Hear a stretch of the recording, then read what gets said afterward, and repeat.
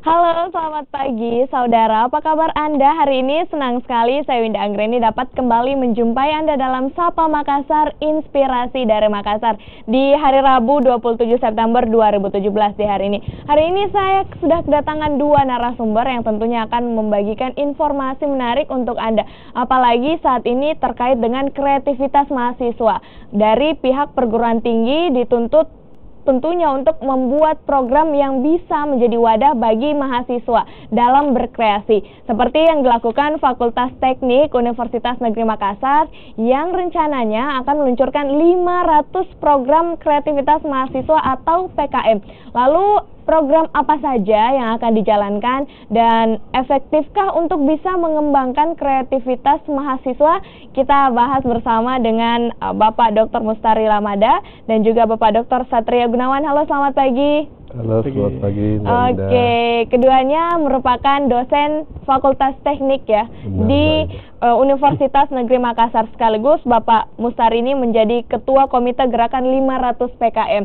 Nah, tadi sudah dikatakan untuk mengembangkan kreativitas mahasiswa diciptakanlah PKM ini, program kreativitas mahasiswa yang salah satunya dilaksanakan oleh Fakultas Teknik Universitas Negeri Makassar. Tapi sebenarnya program kreativitas mahasiswa ini apa sih sebenarnya?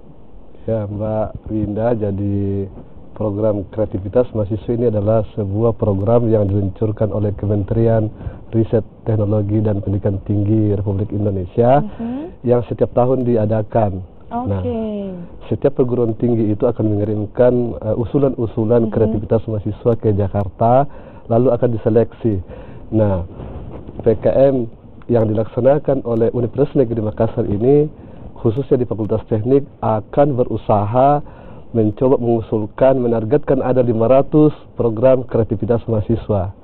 Ada 500 program kreativitas mahasiswa, dan ke 500 program itu akan terdistribusi pada 5 bidang. Nah, 5 bidang.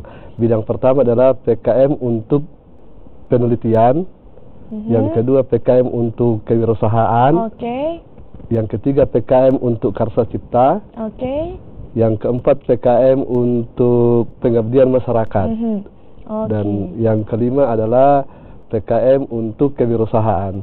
Jadi ada 5 bidang yang kemudian nanti akan diprogramkan. Sebenarnya tujuan dari program kreativitas mahasiswa ini apa sih bagi mahasiswa dan bagi masyarakat? Ya, Mbak Winda, tujuannya sangat besar sekali karena ajang ini akan memacu, akan mendorong, akan menstimulus kreasi-kreasi dan inovasi dari mahasiswa-mahasiswa kita.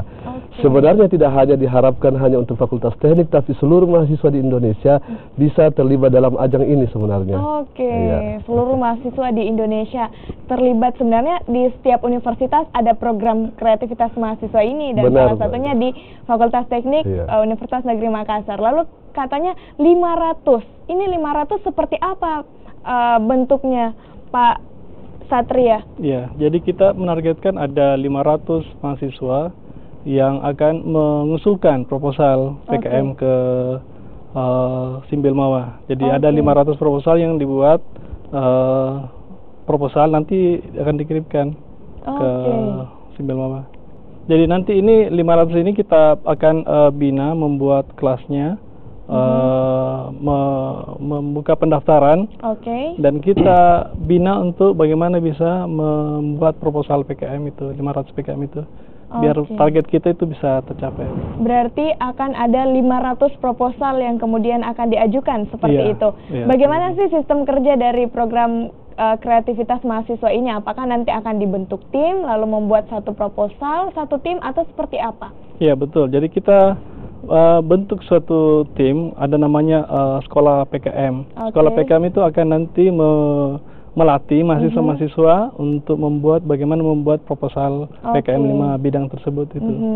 Jadi satu tim terdiri dari 3 orang atau berapa orang? Ya, jadi saat ini satu tim itu terdiri dari 3 orang. Tahun lalu itu masih bisa sampai 5 orang, tapi tahun ini cuman maksimal 3 orang. Jadi butuh berapa mahasiswa ini kalau misalkan targetnya adalah 500 proposal artinya ya? Ya. Kalau 500 proposal artinya kita butuh minimal 500 orang sebagai ketua ketua pengusul, nanti tinggal mereka mencari anggota-anggotanya. Jadi dalam satu tim itu ada 3 orang, dan yang kita bina nanti nih para ketua nanti, ketua yang mengusulkan nanti. Oke, jadi nanti akan dilakukan kelas pelatihan dan dibina ya untuk membuat proposal. Tadi juga dikatakan bahwa PKM ini ada 5 bidang, kewirausahaan, pengabdian masyarakat, dan masih banyak lagi. Bisa dijelaskan lebih rinci ataupun lebih detail program-program apa sih di tiap bidang yang akan ada di proposal nantinya? Ya, jadi untuk masing-masing bidang ini punya karakteristik masing-masing, Mbak Winda. Untuk PKM penelitian, mahasiswa akan berkreasi melakukan sebuah terobosan kreativitas di bidang penelitian. Jadi mahasiswa itu akan mencoba membuat proposal penelitian. Ini juga bisa langsung menjadi skripsi mereka. Ini akan bisa langsung menjadi skripsi mereka. Banyak mahasiswa kami yang tahun lalu mengusulkan proposal penelitian, PKM penelitian ini sekarang sudah mengusulkan untuk menjadikan skripsi mereka. Dan ini kan jadi lebih mudah. Kemudian kalau proposal PKM kewirausahaan yang kita sebut PKMK, mereka akan merencanakan sebuah proposal bisnis sebenarnya. Dan sekarang sudah terbukti bahwa beberapa tahun yang lalu ada mahasiswa kami yang mengusulkan proposal kewirausahaan ini, sekarang mereka sudah buka usaha. Sudah buka usaha. Dan omsetnya Pak Satria ada Ananda kita Bakhtiar Baso, sekarang mungkin pernah live di Kompas TV juga. Sudah punya usaha yang luar biasa. Itu untuk PKM kewirausahaan. Dan bidang-bidang lain. Kalau kewirausahaan ini apakah ada bimbingan khusus juga sehingga akhirnya dia nanti membuat suatu bisnis, pelatihan seperti apa yang dilakukan? Benar Mbak Winda. Dosen-dosen kami di Fakultas Teknik itu banyak yang memang spesialisnya ke kewirausahaan. Nah, mereka yang akan membina PKM kewirausahaan ini seperti apa, mengajukan proposal bisnis dan sebagainya. Dan diharapkan kalau mereka lolos nanti di Jakarta, mereka akan dibiayai oleh Kementerian Riset dan Teknologi untuk pengembangan usahanya. Jadi seperti itu.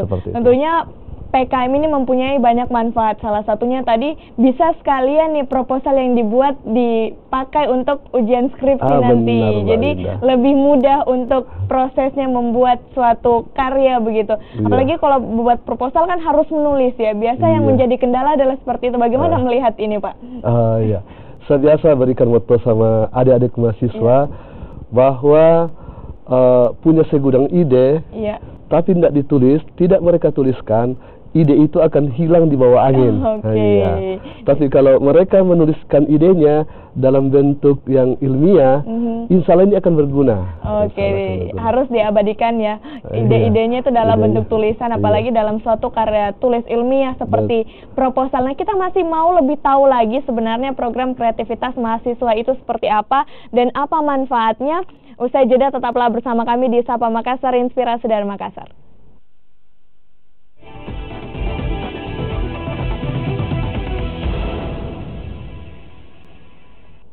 Terima kasih Anda masih bersama kami di Sapa Makassar, Inspirasi dari Makassar, dan tentunya kita masih akan melanjutkan perbincangan mengenai program kreativitas mahasiswa yang dilaksanakan oleh Fakultas Teknik Universitas Negeri Makassar. Masih bersama dengan Bapak Mustari dan juga Bapak Satria yang merupakan dosen dari Universitas Negeri Makassar. Tadi dikatakan adalah targetnya 500 PKM yang kemudian akan diciptakan. Sebenarnya kalau mahasiswa yang ingin ikut program ini ada syarat-syarat khusus tidak? Apakah semua mahasiswa di tingkat mungkin semester awal ataupun semester akhir bisa ikut ini atau seperti apa? Boleh dijawab? Jadi untuk mengikuti kegiatan PKM ini itu terbuka untuk semester awal sampai semester akhir selama dia masih berstatus mahasiswa. Dan ya seperti itu. Jadi kami itu punya juga program yang namanya Gerakan 500 PKM, dan itu seluruh mahasiswa bisa ikut dengan persyaratan dia mesti mendaftar. Jadi kita buat form pendaftaran untuk mengikuti kelas namanya kelas sekolah PKM. Di setiap kelas itu ada sekitar 15 siswa dan ada seorang guru nanti. Oke. Nanti di situ dilatih bagaimana membuat proposal PKM seperti itu. Oke. Tapi kan ini ada tadi katakan 5 bidang ya, ada 5 bidang. Terus kalau untuk mengarahkan mahasiswa untuk memilih bidang-bidang tersebut, apakah pihak kampus yang membagi ke dalam 5 bidang, ataukah mahasiswa sendiri nih tiap tim yang bisa ingin memilih bidang apa? Penelitian kah, kewirausahaan kah, ataupun pengabdian masyarakat? Bagaimana? Oke. Pihak kampus tidak membagi mereka secara khusus, tapi yang menentukan pilihan itu adalah mahasiswa. Karena bakat dan minat mahasiswa itu ada di mereka sendiri. Kita tidak mengarahkan bahwa kamu harus ke bidang ini, ke bidang ini. Silahkan kreasikan kemana kemampuan mahasiswa yang bersangkutan. Jadi nanti sebenarnya mahasiswa bebas ya untuk memilih, pihak kampus tidak membatasi untuk memilih bidang ini ataupun bidang itu. Lalu tapi bagaimana melihat antusias dari mahasiswa Universitas Negeri Makassar untuk ikut PKM ini? Makanya dengan gerakan 500 PKM ini kami berusaha untuk semakin memompa semangat anak-anak mahasiswa kita itu.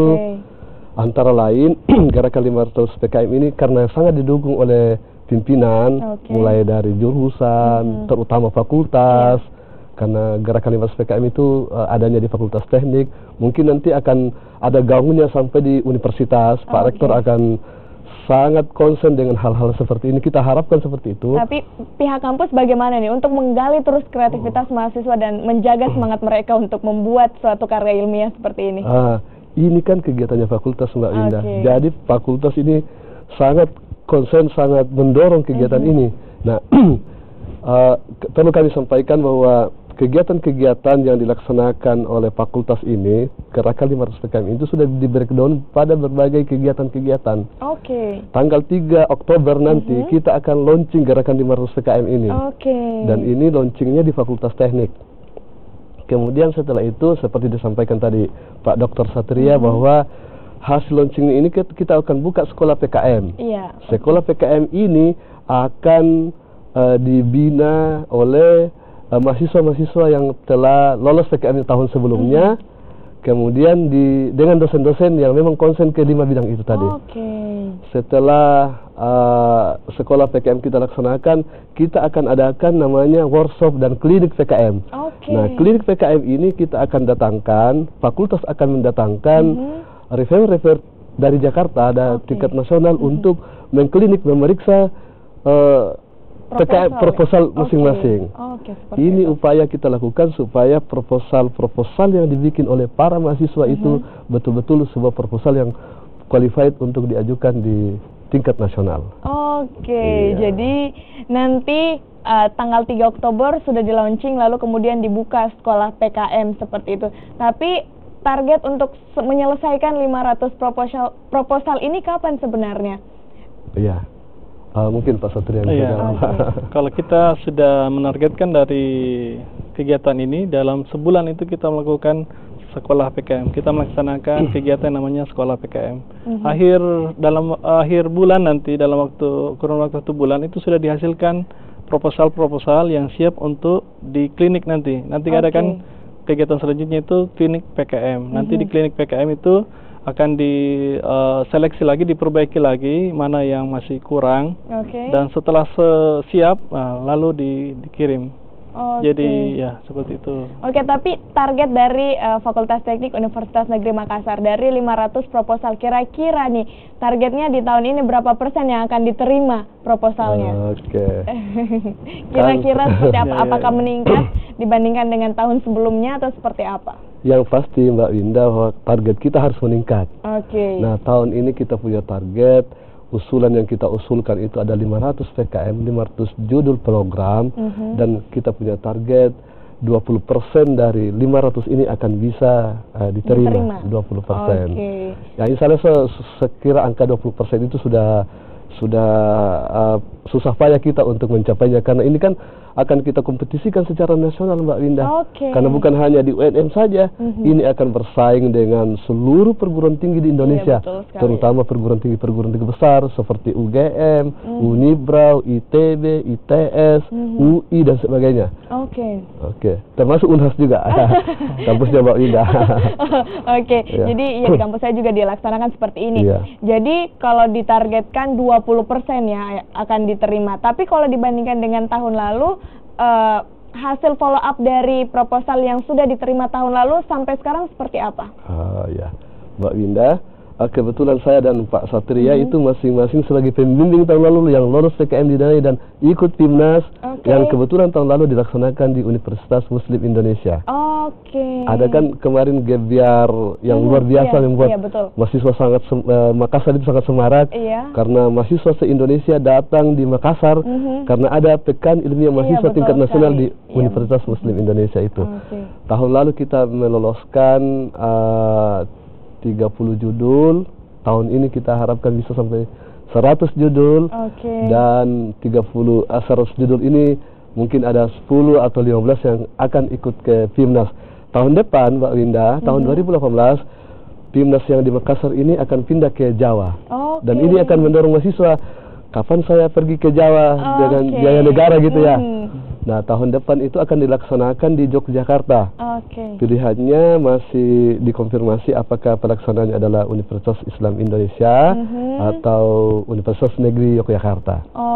Seperti itu. Jadi ini tentunya juga cukup berat, begitu banyak saingan, begitu banyak universitas negeri ataupun universitas besar yang ada di Indonesia yang juga melaksanakan program kreativitas mahasiswa ini. Jadi tentunya kita juga berharap bahwa UNM bisa banyak ya, target 20% itu bisa diterima semua proposalnya. Tapi kita akan lanjutkan perbincangan ini, saudara. Saya jeda, tetaplah bersama kami di Sapa Makassar, Inspirasi dari Makassar.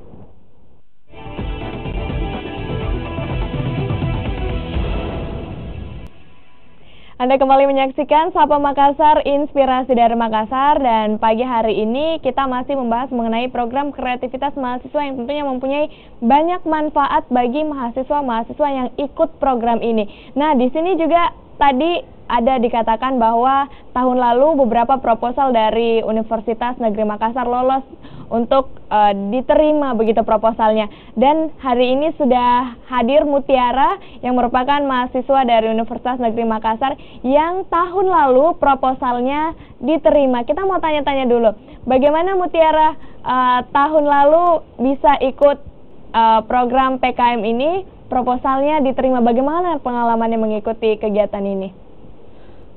Ya, terima kasih. Tahun lalu proposal saya diterima itu semua berkat dukungan dari para dosen dan para teman tim anggota program kreativitas mahasiswa saya. Judul proposal yang diajukan itu apa? Judulnya itu Cycle Vibrate, alat bantu mengurangi antrian di restoran dan sebagai jasa charger smartphone.